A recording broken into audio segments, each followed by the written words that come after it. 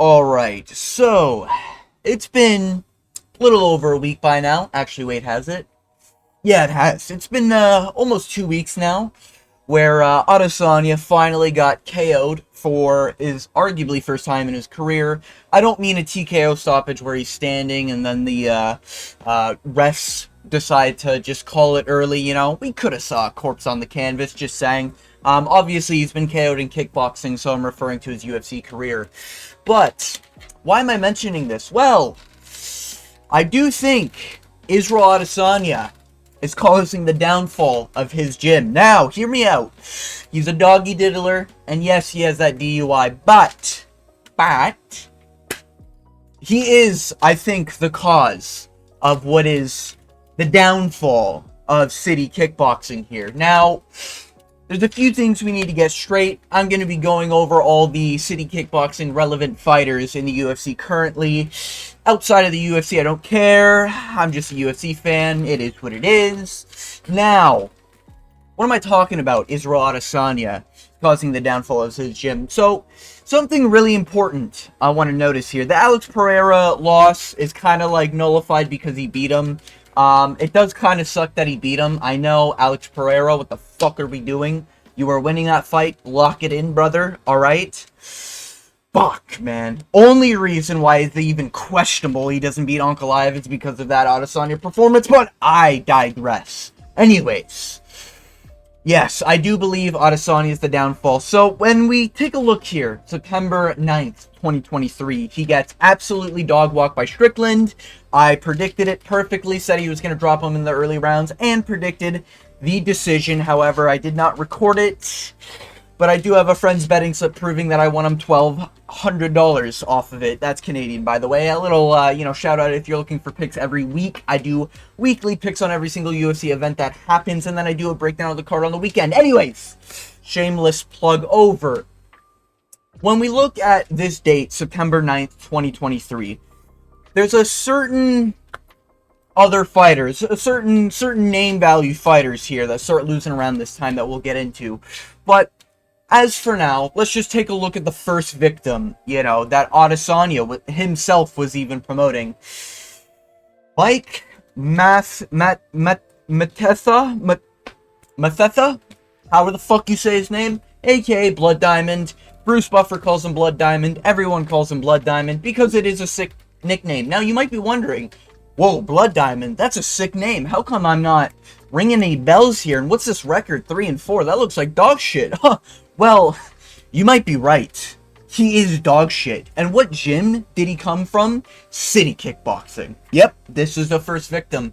Apparently he's doing some sparring sessions with Adesanya. Adesanya was repping this guy. This guy gets to the UFC and then what happens? Oh, he goes on a 4-fight fucking losing streak. This may have been the straw that broke the camel's back. This might have been the crystal ball that we should have been looking at. But unfortunately, we were blinded by the fact that City Kickboxing had 2 current UFC world champions that we'll get into. Oh, we'll get into.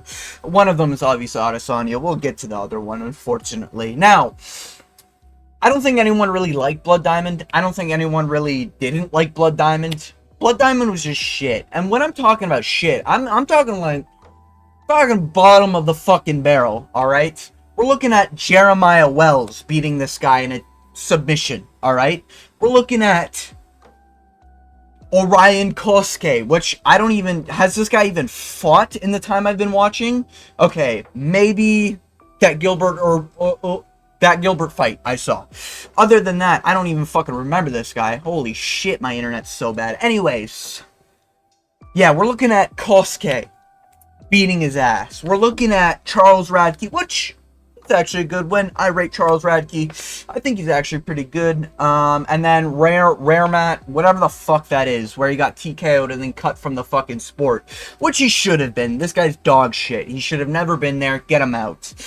Rightfully so. But this might have been the warning we should have been paying attention to if Adesanya is the one repping this guy, And then all of a sudden, we noticed that this date here of September 9th, 2023 is awfully close to the time where Volkanovski gets KO'd by Makhachev. You know, October 21st, if you do math and know how months work and how time works, October is the month after September. Therefore, in 1 month after Adesanya's loss, we're looking at the next pound for pound, maybe best featherweight in the world, losing via KO loss. Now, I know he stepped in short notice and everything, but that might allude to just this doggy diddling fucking DUI having little bitch, alright? Having the aura, bringing down his own team, you know? That might have been what happened at Blood Diamond, you know? He got repped a little too much, people had too much expectations, pressure crushed his back, and he couldn't handle it, you know? That's why he just gets cut from the UFC. Then we have Volkanovski, one of the greats, man. At the time, you know, man, people arguably said he won that fight, you know? So I don't think Israel really had, Israel Adesanya. I gotta be careful there. Gotta make sure I add the Adesanya part.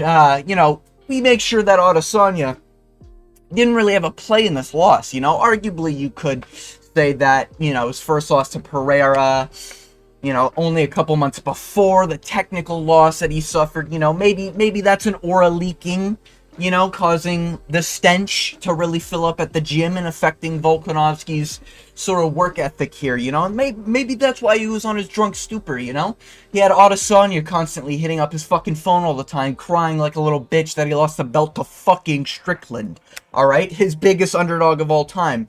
You bet the jokes were going on around that gym. Or maybe not. Maybe if you said a word of Strickland whooping his ass, Adesanya would fucking crash out.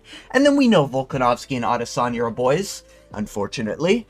And, you know, Volkanovski, he was probably dealing with Adesanya's crying baby ass all the time. When Strickland whooped my ass with a jab and a teep the whole time. You know? We know how it goes with Adesanya.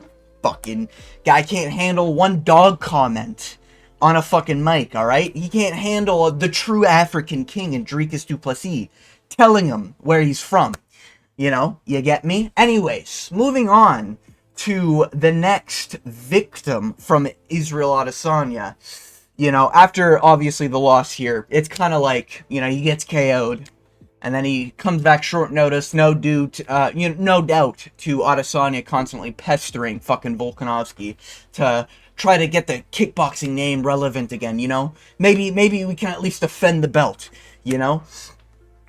And then he fights Ilya, loses the belt, makes the situation even worse. Thank you, Adesanya, you fucking motherfucker. Anyways, moving on to the next victim. Kevin Jousset. Now, Kevin Jousset. This one's a little bit of low-hanging fruit, I'll admit, but, you know, his performance against Kenan Song wasn't the best performances, but it wasn't the worst, alright? But the real problem comes in after Bryan Battle whoops his ass. Now, maybe Bryan Battle's aura is so strong, you know, the OG Pooh Bear fans will know, now known as the Butcher. You know, maybe that Butcher nickname was the difference here, where it kind of got Bryan Battle's aura regained, you know, and whooped Kevin Jousset's ass, you know, standing TKO stoppage, Gregory Rodriguez, Brad Tavares style. But he did lose the fight, and when, you know, your two champions just lost their fights, I mean, it's hard to really keep up. Did Volkanovski lose his belt February? When did Kevin Jousset lose? He lost in exactly, right? So minus two belts for the gym. You know, that's obviously affecting the mental, and Adesanya's probably crying in the corner 50% of the time during training sessions. You know how it is. So Kevin Jousset, you know, has to deal with the whining ass of Israel Adesanya. He can't focus anymore, you know? He's getting standing TKO'd because he's just not fighting back. And what do we see in his next fight? His brain cells are completely gone, dealing with a crying baby in the corner all the time in Israel Adesanya. You know, just distracting him from everything going on. He probably had PTSD in the fight with Jonathan Mikhalif, you know? He probably was thinking, oh man, if Izzy's in my corner right now, he's fucking crying. I know he's going to be yelling at me and everything, saying I need to get the belt back for him and all this other shit, even though he's in welterweight. I know that. You know, just normal Adesanya things. But we move on to the next victim, unfortunately. And that is someone who, you know, he might not have a loss necessarily because of Adesanya, but I'm sensing a little bit of fraud checking about to happen, and that is Carlos Ulberg. And you might be thinking, well, he just beat Volkanovski. Was that fight a domination? What's that? Let me ask you. What's that fight? Something we need to be like, yes, this is the guy who's going to take on Pereira. This is the next thing. This is the next guy who's going to dominate the division at light heavyweight. Was he? That fight was arguably close in almost every round, at least in terms of the competitiveness, every strike. The numbers were at least pretty close. However, it did feel like Ulberg was winning every round, but this might be his aura getting degraded because of a certain, you know, doggy toucher, DUI haver, you know what I mean. Little weird things when you go into his Twitter history, just saying. Anyways, yeah, Carlos Ulberg here. You know, his next fight is against Jan Blachowicz, and Jan Blachowicz is a tough test. If Adesanya's curse is true, and he's been if he's been lowering the morale of his teammates, we will see in the Jan Blachowicz fight. If the curse is true, Carlos Ulberg might not get through the Jan Blachowicz of the divisions. You know, I know Jan Blachowicz is old, but hey, arguably gave Pereira's toughest test in light heavyweight. Let's just be honest. But yeah, Ulberg might be next on the chopping block. Now, there are a few who are currently unaffected by this curse, and you know them, we love them. Kai Kara-France. Nobody really loves this guy. But he did knock out Steve Erceg, crushing MMA Guru's dreams of ever having Steve Erceg be the upset win against Pantoja, even though the fight wasn't close and it was a clear 3-2 to Pantoja, arguably 4-1, but 3-2 is pretty fair. You know, just one of those Guru-isms where a lot of Guru fans are just like, yeah, Steve Erceg, yeah, you won that fight. You didn't watch the fight, you just listened to the MMA Guru. I get it, you know, sheep need to be herded at some point, you know. But, yeah, he knocked out Steve Erceg, did it in an impressive fashion, and he did this while there's still that tub of lard in the corner crying like a little bitch, you know, because he got his ass whooped by Strickland and then by DDP. Did Kai Kara-France knock him out after? It was August 17th. Wait, when was it for Adesanya? Oh, they were on the same card. So, you know, obviously Kai Kara-France had to bring it back for the gym, and he had to get that knockout. Unfortunately, Israel Adesanya got dog-walked. You know, Izzy, get the fuck out of here. Jesus, you mentioned dog one time. He's just roaming around these streets, guys, looking for any sort of relevancy. Anyways, fucking Adesanya. Anyways, Kai Kara-France, unaffected by this curse.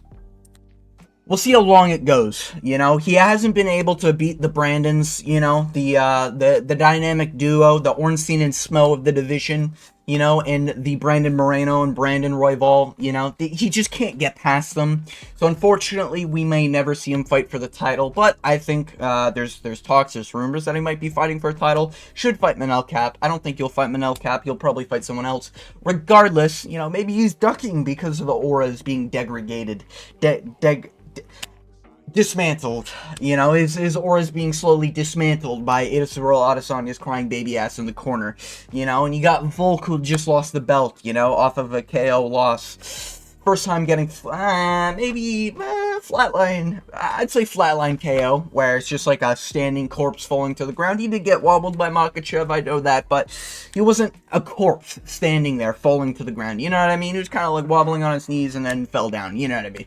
But anyways, moving on to probably their last hope at City Kickboxing and my personal top 10 favorite fighter, Dan the Hangman Hooker. Now, this guy seems unaffected by this curse. Despite split decisions being thrown out, even though they're clear wins for Dan Hooker, he's fucking mopping the floor with all the people expected to beat him. You know, I believe the Jalen Turner fight was close on odds. I actually don't remember.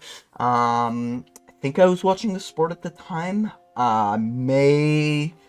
Might have. Yeah, I'm pretty sure I was watching the sport at that time. Maybe I missed the event. No, I'm pretty sure I watched that fight. Anyways, regardless of the fact, yeah, I remember now because I was in the break room at my work. Yeah, I remember watching this fight, and yeah, Dan Hooker came back, beat Jalen Turner's ass, you know, after getting a, you know, nice win to snap his 2-fight losing streak to two arguably future champions. One is already Islam Makhachev, the other one might be Arnold Allen. Shout out to Arnold Allen fans.